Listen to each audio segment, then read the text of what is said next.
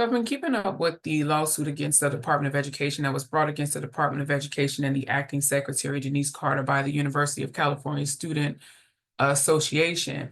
And there was an order that came out. It actually came out. I'm going to go over both of them. So it came out on the 17th, basically denying the request for a temporary protection order to stop DOGE and Elon Musk from accessing this information, or the Department of Education putting a temporary restraining order to block the department from sharing this information. So in the complaint, and this is the thing, when I was first reading over this complaint, some of the language that's in the complaint to me was where I kind of felt like, okay, how is this actually going to go? Because there was nothing I felt in the actual complaint in itself where it was showing concrete proof that the DOGE organization, or whatever they are, or that Elon Musk actually got access to the information. And I was looking so hard for that, because I'm just like, the words here weren't necessarily concrete. And I know things are still working its way through the court. And I'm hoping that as things work its way through the court, that there'll be something that is more concrete, where they actually find the proof. And as far as the record keeping and the access, where they can actually show actual proof that these individuals have accessed the information, or that the Department of Education has provided the information to unauthorized officials, or that the Department of Education broke procedures when they transferred this information over. But this is the actual complaint here. Actually, I advise you guys go back and read it. It tells you everything about what they are alleging, and also what they are actually seeking, what kind of relief they are seeking, in knowing that the access of personal information, the unauthorized access of personal information, has been granted to these individuals. But go ahead and read you can go back and read this case number. I'm going to go to the actual order where the judge actually denied the temporary protection order.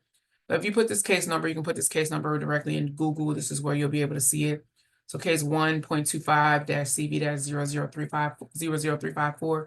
Put that in Google, and you'll be able to access the case, okay? But I wanted to go here and just, kind of skim through what the judge said as to why they denied this particular order. So here again, it just shows us on the beginning screen, the beginning page, University of California Student Association versus Denise Carter, which is the acting secretary of education. Of course, we're still waiting on Linda McMahon, the confirmation to go through. She's the nominee for the head of the Department of Education. Just waiting for all of her, I guess, for all of her confirmations to go through, and then she'll take over. But it tells us who this organization is that brought this lawsuit against the Department of Education, or the acting secretary, which is an organization representing students in the University of California school system, moves for an emergency order temporarily restraining acting secretary of education, Denise Carter, and the Department of Education, collectively ED, from disclosing information about plaintiff members to individuals affiliated with the so-called Department of Government Efficiency, aka DOGE.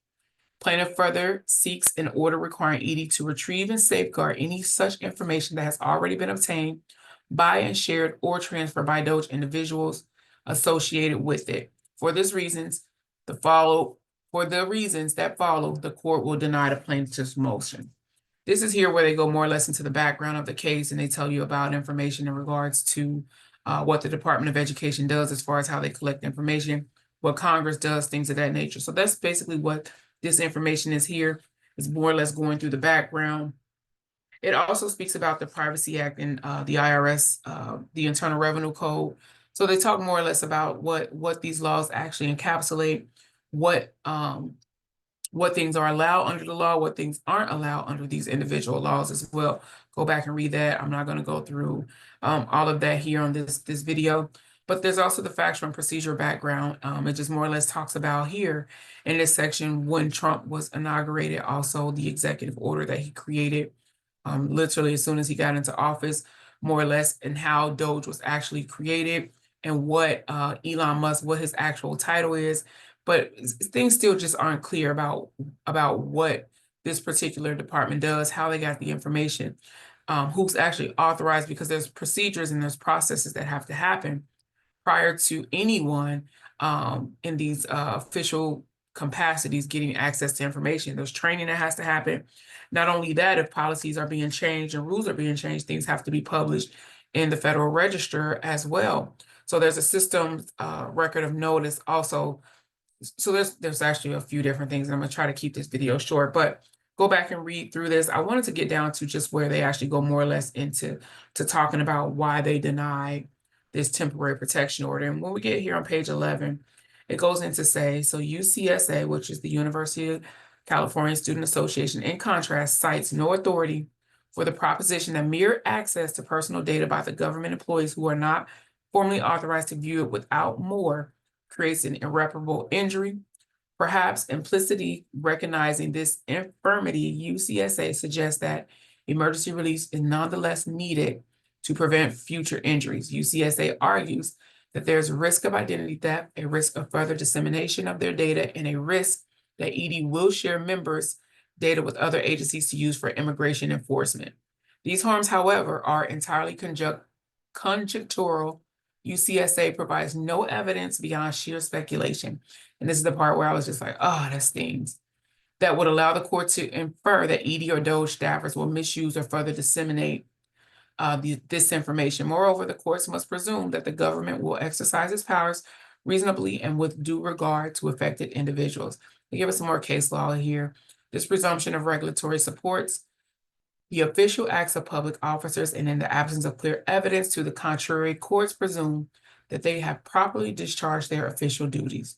ED and DOGE staffers are obligated to use UCSA members' information for lawful purposes within the mission of the Department of Education to keep it confidential in accordance with the Privacy Act, tax laws, and other federal laws.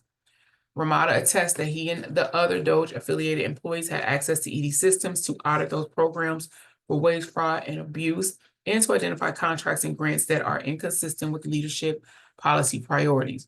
But none of those initiatives should involve disclosure of any sensitive personal information about any UCSA members. The future injuries that UCSA members fear are therefore far from likely, let alone certain and great. Finally, the remedies provided in the Privacy Act and the Internal Revenue Code confirm that UCSA members are not suffering and will not suffer an irreparable harm.